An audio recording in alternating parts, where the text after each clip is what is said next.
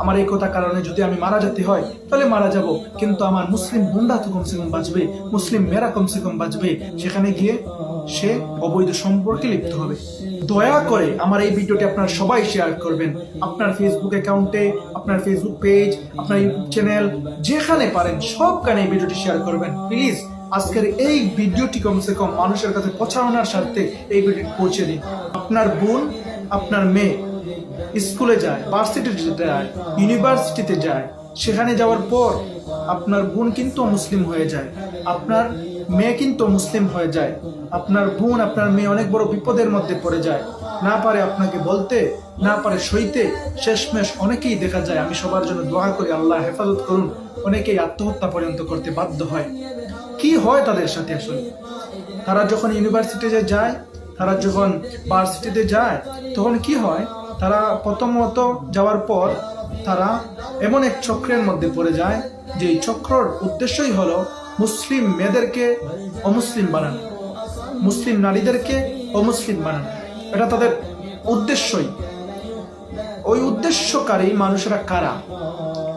ওই মানুষ আসলে, আমি আমার হিন্দু ভাইদেরকে সম্মান জ্ঞাপন করেই বলতেছি, আপনাদের সবাই খারাপ নয়, কিন্তু আপনাদের মধ্য থেকেই কিছু মানুষ এই কাজটি করতেছে। ওই কি কাজ? আপনার মধ্যে থেকেই কিছু মানুষ কি করতেছে আসলে? তারা আমার ওই মুসলিম বোনকে, মুসলিম মেয়েকে অমুসলিম বানাচ্ছে। তাদের কি কার্যক্রম আপনারা একটু দেখেন। তারা প্রথমত যখন আপনার মেয়ে, আপনার বোন স্কুলে, ইউনিভার্সিটিতে, কলেজে যাবে, তখন কি করে? প্রথমত তারা একটা ভালো সম্পর্ক করে, দেখা সাক্ষাৎ হয়, হাসি খুশি হয়, খাবার দাবার হয়, লাঞ্চ হয়, ডিনার হয়, এরকম আর কি, ক্লাসে যেরকম হয় আর কি, ইউনিভার্সিটি ভার্সিটি যেরকম হয় ওই রকমই স্বাভাবিক, মানে বর্তমানে যেটাকে স্বাভাবিক আপনারা মনে করেন ওই রকম আর কি স্বাভাবিক ওইগুলা তারা করে থাকে। তারপর শুরু হয় ফেসবুকের মেসেঞ্জারে অথবা এই যে হোয়াটসঅ্যাপে, ইমোতে কথাবার্তা, এবং বেশিরভাগ তারা এটাকে টেলিগ্রাম ব্যবহার করে থাকে। কারণ টেলিগ্রামের মাধ্যমে অনেক জিনিস প্রকাশিত হয় না, টেলিগ্রামের মাধ্যমে অনেক জিনিস আদান প্রদান করা যায় যেটাতে কোনো রেস্ট্রিকশন থাকে না, এজন্য তারা টেলিগ্রাম বেশিরভাগ ব্যবহার করে থাকে। এখন তারা কি করে? তারা আপনার বোনের সাথে, আপনার মেয়ের সাথে ভালো একটা কথাবার্তা বলে সম্পর্ক করবে, শেষমেশ একটা সিক্রেট রুমে নিয়ে যাবে, যেটা তারা আগে থেকেই তৈয়ার করে রাখে, আগে থেকে সেটা প্রস্তুত করেই রাখে, যাতে সে এইটা কার্যক্রম করতে পারে। এটা তার একটা মিশনের একটা অংশ, সেটা আগে থেকেই সবগুলো প্ল্যান করে এই কাজগুলো করে। সে যখন এরকম একটা পরিস্থিতি চলে আসে, যখন আপনার সাথে ভালো একটা লাভ বা ভালোবাসার সম্পর্ক চলে আসে বা হয়ে যায়, তখন সে আপনার বোনকে নিয়ে, আপনার মেয়েকে নিয়ে একটা সিক্রেট রুমে যাবে। সেখানে গিয়ে সে অবৈধ সম্পর্কে লিপ্ত হবে, এবং এই লিপ্ত হওয়ার পর থেকেই সব সমস্যার শুরু, মেন সমস্যা শুরু এখান থেকে। সে কি করে? আপনার মেয়েকে, আপনার বোনকে গর্ভবতী করে ফেলে। বুঝতেছেন? আপনার বোনকে, আপনার মেয়েকে গর্ভবতী করে ফেলবে, এবং সেখান থেকে আপনার বোনের মাথায় চিন্তা ঢুকবে, এখন কি হবে? আপনার মেয়ের মাথায় চিন্তা ঢুকবে, এখন কি হবে?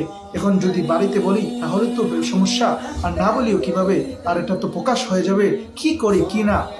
তারপরে তারা অফার দেয়, যদি তুমি মুসলিম হয়ে যাও তাহলে তোমাকে বিয়ে করব, তোমাকে আমি গ্রহণ করব, তা না হলে তোমাকে আমি গ্রহণ করতে পারবো না।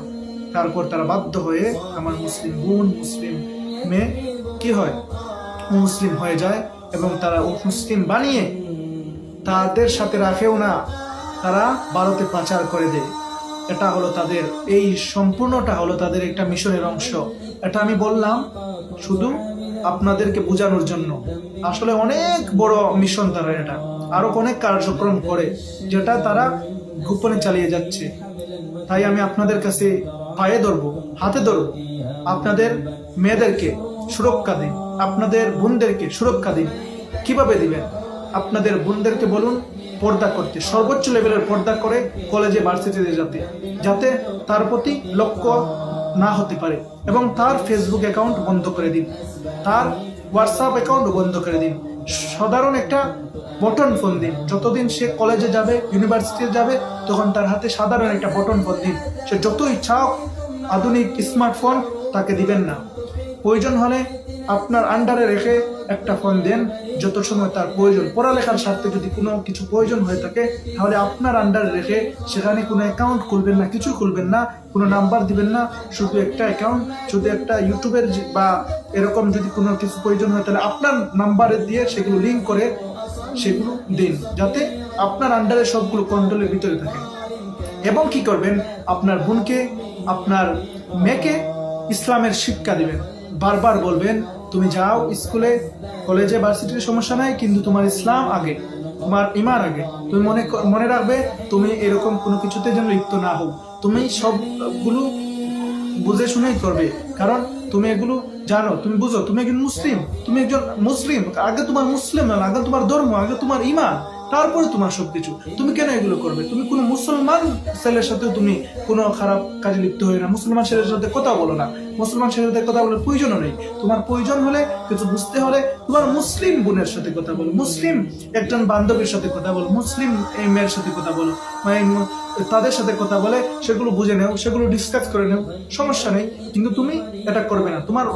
আপনি প্রত্যেকটা জিনিস এত কঠোর করবেন, এত শক্ত করবেন, এবং কিন্তু কঠোরতা নয়, সেখানে সবসময় কঠোরতা ব্যবহার করলে হবে না। আপনি সুন্দরভাবে এমন একটা ব্যবহারের মাধ্যমে তাকে বুঝাবেন যাতে সে বুঝতে পারে যে না, এটা আমার ভালোর জন্যই বলা হচ্ছে, এবং আপনি তাকে ডর দেখান, ভয় দেখান যে এরকম একটা পরিস্থিতি হয়ে যেতে পারে। তখন সে ভয়ে ডরে সে কিন্তু আর ওই কাজের প্রতি আকর্ষণ হবে না, সে ওই ফাঁদে পা দিবে না। এবং আবারও বলতেছি, ও মুসলিম ভাইদের প্রতি আমি সম্মান রেখেই, আপনাদের মধ্যে থেকে কিছু মানুষ কিন্তু এটা করতেছে। ওই যারা এটা করার ইচ্ছা করতেছে, মুসলমানদের ঈমান হারা করার, তাদের মিশন কমপ্লিট হবে না, তারা মিশনে ফেল মারবে, এটাই বাস্তবতা। তাই আপনাদের কাছে অনুরোধ করব, আজকের এই ভিডিওটি কমসে কম সবার সাথে শেয়ার করে দিন, যাতে এই মেসেজটা সবার কাছে পৌঁছে যায়। আমি জানি এই ভিডিওটি তৈরি করার পর আমাকে অনেকে বলবে আমি ধর্মীয় দাঙ্গা তৈরি করতেছি, ধর্মীয় বিষয়কে সামনে এনে কোনো কিছু করতে চাচ্ছি। আরে ভাই, এখানে আমি ধর্মীয় কিছু বলতেছি না।